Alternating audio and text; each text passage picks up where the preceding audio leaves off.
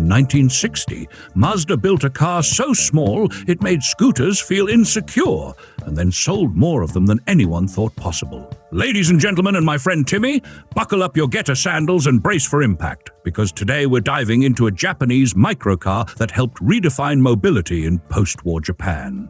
This, dear viewers, is the 1960 Mazda R360 Coupe, Japan's first four-wheeled flirtation with mass car ownership, and the automotive equivalent of a bonsai tree.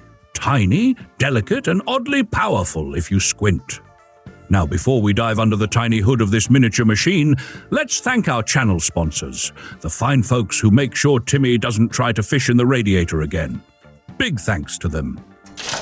Let's set the scene. Japan, 1960.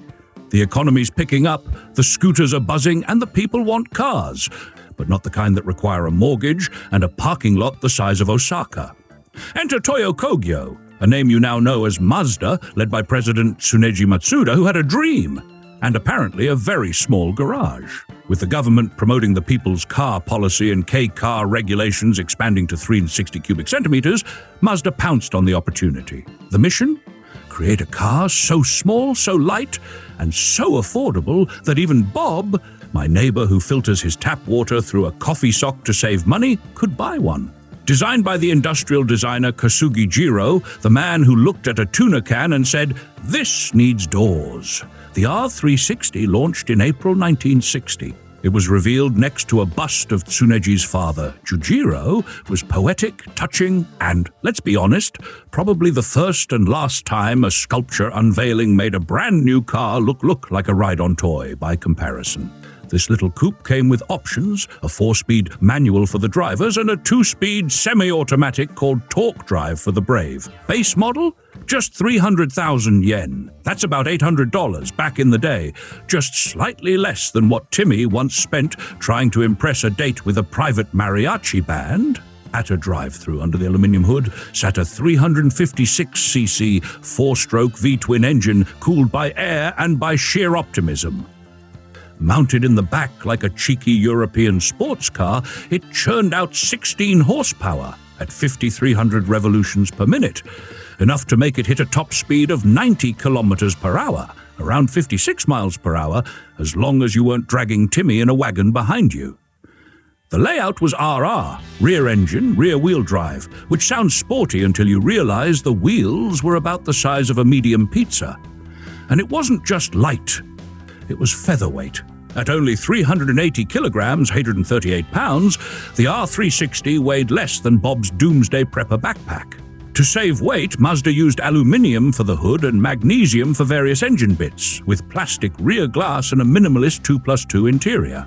And when I say 2+2, I mean 2 adults and 2 very brave toddlers or houseplants. Now, the ride quality? Surprisingly decent thanks to independent suspension on all 4 corners with rubber torsion springs and telescopic shocks. Brakes were drums all around. Not exciting, but when your top speed is 90 kilometers per hour and the car weighs less than your in-laws' opinions, it works. Fuel economy? An impressive 32 kilometers per liter, or around 75 miles per gallon. That's right. You could probably drive across Japan on whatever fuel Timmy left in his barbecue lighter. Between 1960 and 1966, around 65,000 R360s were made.